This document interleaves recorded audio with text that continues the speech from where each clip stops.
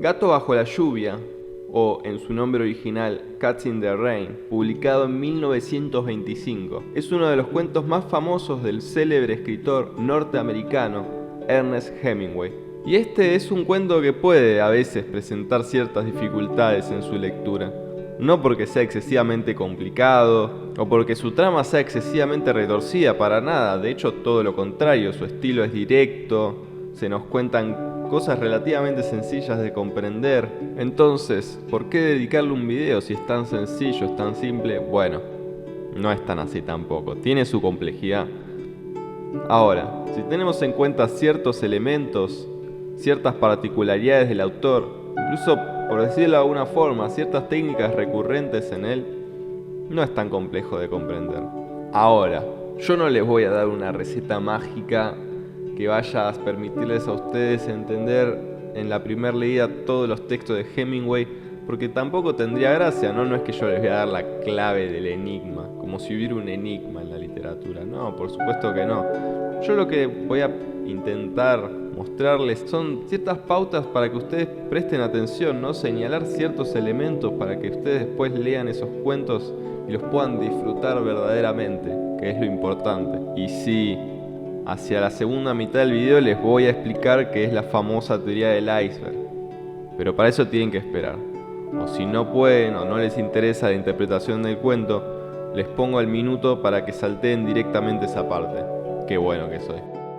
Para los que se quedaron, vamos a analizar Gato bajo la lluvia.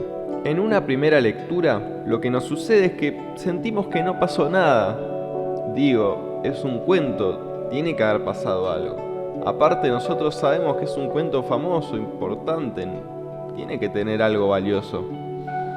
Lo que nosotros sentimos, en definitiva, es que nos perdimos algo. Hay algo que no entendimos, ya sea por nuestra ignorancia o por nuestra distracción. Eso nos lleva a volver a leerlo. ¿Por qué? Podríamos simplemente decir, bueno, ya está, no hay nada más. Lo que hay ahí es una necesidad de interpretar. Y esto no tiene que ver con Hemingway ni con este cuento en particular, tiene que ver con una manera occidental de comprender el arte. Y esto ocurre por dos razones. Cuando hay demasiada información, sentimos que algo tiene que estar pasando, sentimos que algo se nos está escapando, que algo no estamos comprendiendo y buscamos interpretar, por ejemplo, esos libros llenos de vueltas, con un lenguaje muy enrevesado. Y también ocurre cuando hay muy poca información. Sentimos que hay algo que está oculto, que se nos está escondiendo. Esto es exactamente lo que pasa con Hemingway. Acá tenemos dos opciones. O lo tiramos por la ventana al libro y decimos, esto es una porquería, no dice nada, qué aburrido. O lo volvemos a leer. Si lo volvemos a leer, felicitaciones. Ahora empezamos a notar ciertas cosas. Por ejemplo, una de ellas es el descontento de la mujer. ¿No? ¿Por qué el berrinche, entre comillas, ¿no? Berrinche que tiene? ¿Por qué se pelea con su marido? Que por otro lado su marido no le da pelota. Notamos ya que no le está dando bola, ni la mira prácticamente. O la mira y le responde que sí, ya bajo a buscar el gato, pero lo dice por decir, ¿no? Él prácticamente no deja de leer su libro casi durante todo el relato, salvo por algunos momentos. Y cuando la mujer protesta contra él, él le manda a leer. Este berrinche o esta pelea no se entiende simplemente por el gato. Eso es una nimiedad. Tiene que haber otra causa. Eso es justamente lo que a nosotros nos incentiva a buscar esa causa, esa razón de por qué el descontento que siente la mujer. Y bueno, también cuando se mira al espejo y decide que quiere cortarse el pelo, y eso después provoca toda una serie de cosas que ella desea y no tiene. Lo que claramente vemos acá es que hay una crisis, tanto matrimonial porque no se están comunicando, no hay comunicación entre estas dos personas, como sobre todo personal. Ella tiene una crisis con ella misma, con que quiere cambios, con que no se está viendo feliz, no se está viendo que se divierta y no ve que esto avance y que su matrimonio parecería que no le ayuda mucho. Y bueno, después, por otro lado, también el trato que tiene con el italiano, ¿no? Que esconde, por decirlo de alguna manera, esa relación que mantiene con él. Uno claramente ve que la mujer se siente interesada por el italiano, por el dueño del hotel. Lo vemos porque incluso ella misma nos lo dice, que al principio no nos damos cuenta o quizás no le damos la suficiente importancia, pero ella nos dice literalmente que le encanta, que le gusta esto, lo otro, lo mira, y él la mira a ella también. Entonces eso también nos vuelve a reflejar que ese amor que parecería no estar sintiendo con su marido, lo está viendo en otras personas.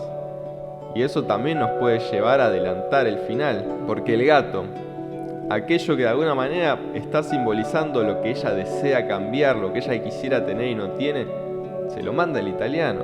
Está bien, se lo lleva a la mucama, pero es el italiano el que se lo manda a buscar y se lo envía. Finalmente, para cerrar un poco el análisis del cuento, todo esto nos lleva a que lo del gato, que incluso está en el título del cuento, solamente es una máscara. Es algo que nos hace, por un lado, desviar la atención y por otro lado, es la pantalla de lo que realmente está sucediendo. Está bien, lo del gato también es parte de la historia, pero es un elemento secundario. Lo que realmente importa se nos elude.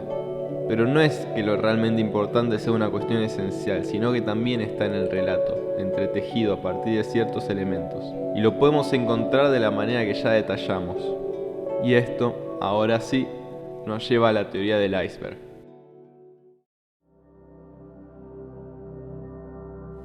Es una teoría bastante gráfica y bastante simple de explicar, al menos elementalmente. ¿Cómo es un iceberg?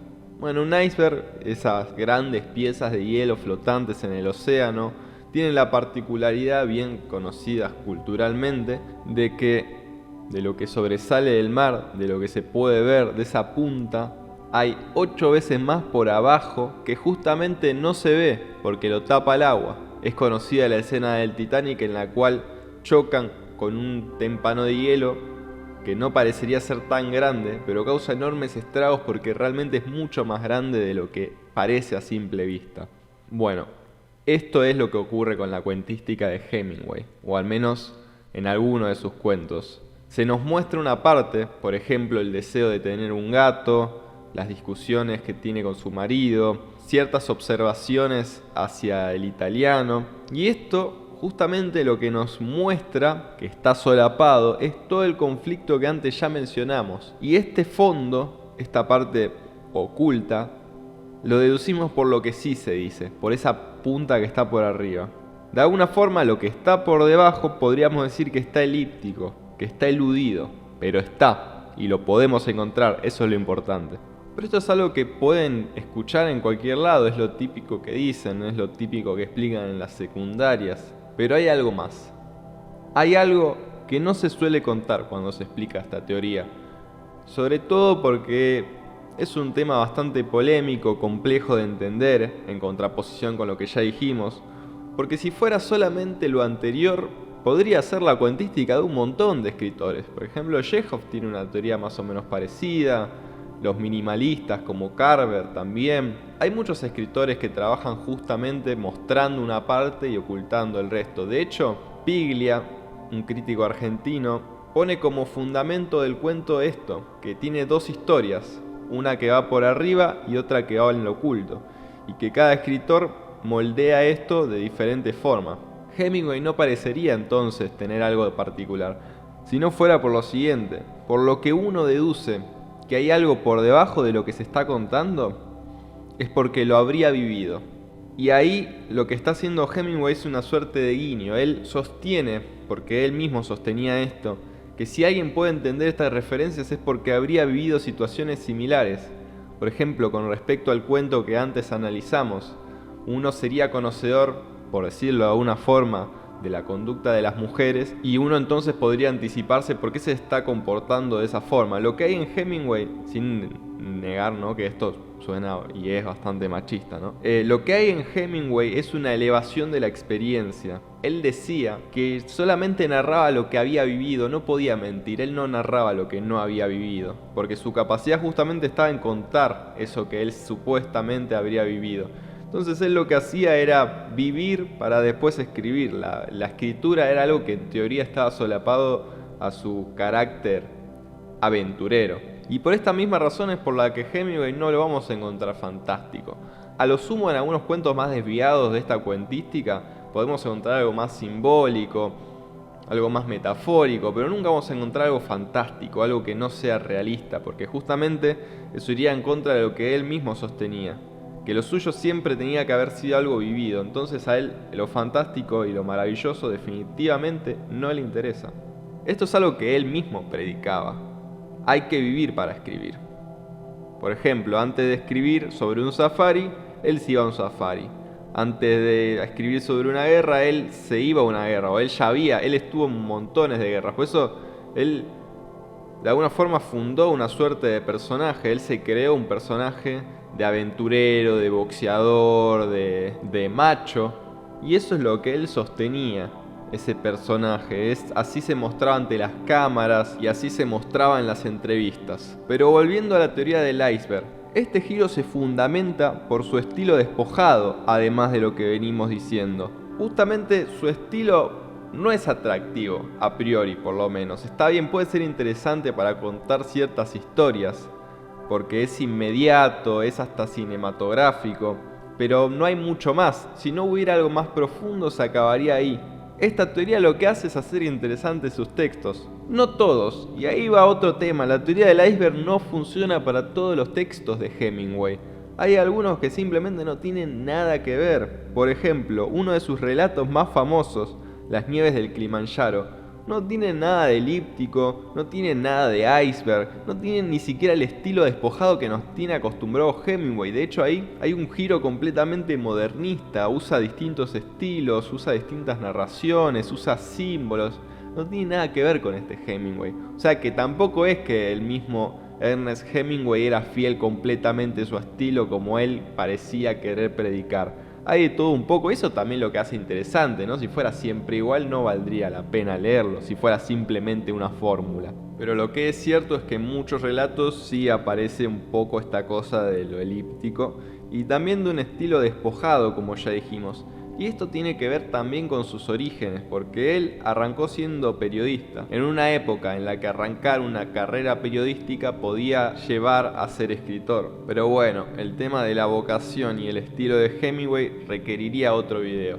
Para ir cerrando un poco esto, me gustaría volver al tema del personaje y decir que tenemos que tener precaución con esto. Porque justamente el Hemingway golpeador, machista, alcohólico, ese personaje de macho que podía con todo, de una suerte de Ubermensch que no tenía freno, justamente lo que puede hacer es opacar su obra, que quizás es lo que estuvo pasando en estos últimos años.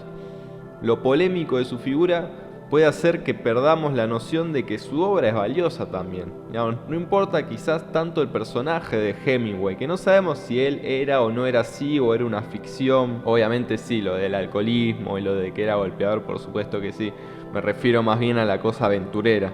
No obstante, y aún con lo que dije de tener cuidado, no son simplemente chismorreos, sino que nos puede ayudar a entender ese mundo que formula el autor, que aunque quiera parecer realista y lo que sea, muestra toda una ideología, muestra un imaginario, esos cuentos de toreros, de safaris, muestran justamente el mundo de la hombría, pero también un montón de cosas más, un mundo de soledades, de incomprensiones, de cuentos donde quizás hay un hombre que sabe mucho y un hombre que sabe poco, pero no se pueden entender. El que sabe mucho ya está al final de su vida y el que sabe poco es un inexperto y el que sabe mucho no le puede comunicar al que sabe poco. Entonces hay multitud de complejidades en estos cuentos y vale la pena leerlos. Puede gustarte o puede no gustarte y está perfecto. Pero lo que es innegable es que Hemingway era un maestro de su propio estilo y lo llevó a lugares tremendos.